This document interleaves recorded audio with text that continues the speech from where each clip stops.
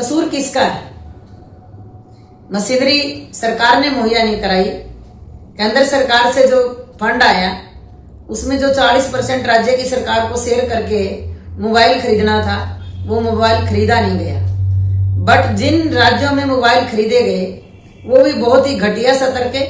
Hello everyone, एक बार फिर से आप लोग का नए और इन्फॉर्मेटिव वीडियो में बहुत बहुत स्वागत करते हैं। तो जितनी भी आंगनबाड़ी या फिर उनके घर से लोग हैं, जिस भी राज्य से आप लोग पूरे भारत में देख रहे हैं, तो ये वीडियो आंगनबाड़ी का पूरा जरूर देखिएगा। वीडियो को अभी तक लाइक नहीं किया, लाइक कर लीजिए, क्योंकि देखिए इन्होंने बात किया है आंगनबाड़ी के मोबाइल पे, प्लस पोषण टैकर पे, प्लस मानदेय वृद्धि ना होने का कारण, और प्लस कई सारे राज्यों में जो 4 साल 5 साल पहले मोबाइल वितरण की थी सरकार, कई सारे राज्यों में अभी तक जो कि नहीं मिला है, उसका बजट भी पास हो गया। पता नहीं किसने खाया है, हर एक चीज़ इसमें आप लोग को मालूम चलेगा। आंगनबाड़ी ने अपना दुख बयां किया है। तो प्लीज़ इस वीडियो को लाइक करिएगा, आप चैनल को भी सब्सक्राइब कर लीजिए, हमेशा आप लोग को ऐसे वीडियो मिलता रहेगा। चलिए पूरा वीडियो देख लेते हैं। देश के सभी आंगनवाड़ी वर्कर हेल्पर बहनों को प्यार भरी नमस्कार। आज हम बात करेंगे एफआरएस के मुद्दे पर। एफआरएस क्या है, जिसको अलग अलग राज्यों में एफआरएस के नाम से ही जाना जाता है।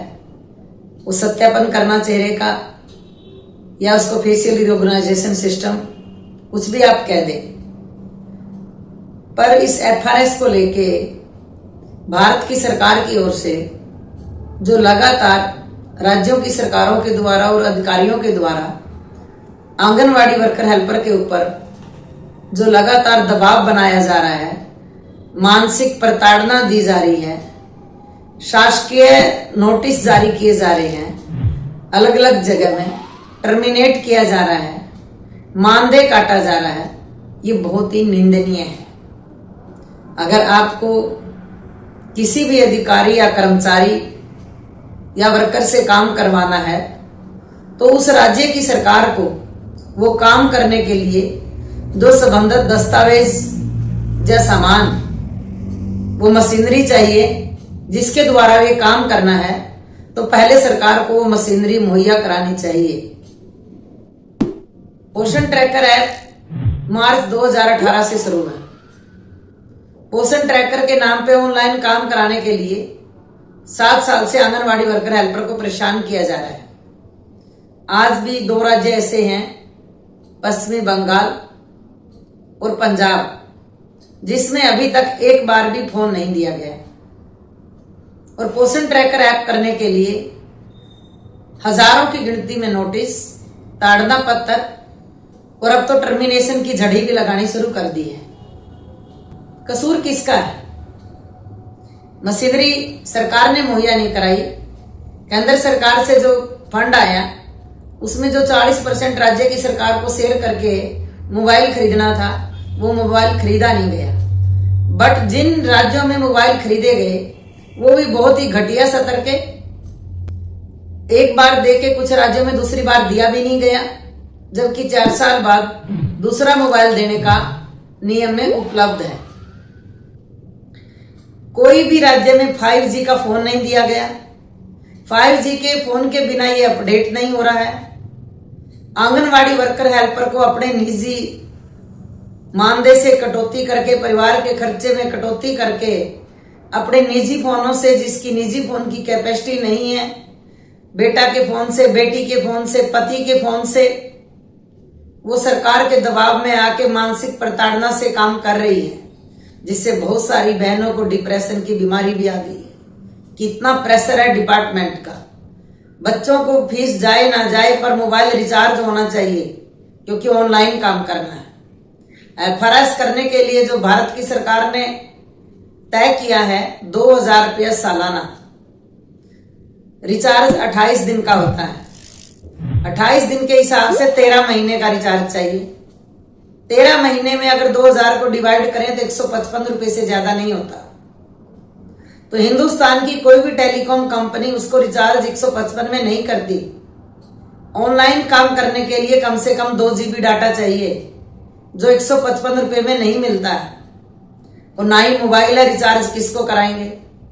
अगर आंगनवाड़ी वर्कर ने अपने ही मानदेय से, अपने ही परिवार का पेट काट करके अपना फोन रिचार्ज किया, मोबाइल अपने बच्चों का लिया, पर लाभपात्री के पास मोबाइल नहीं है, लाभपात्री के पास मोबाइल नहीं है तो अधिकारियों के द्वारा बोला जा रहा है कि उसको माइग्रेट कर दो, गो टू स्कूल कर दो, पर 100% FRS होना चाहिए।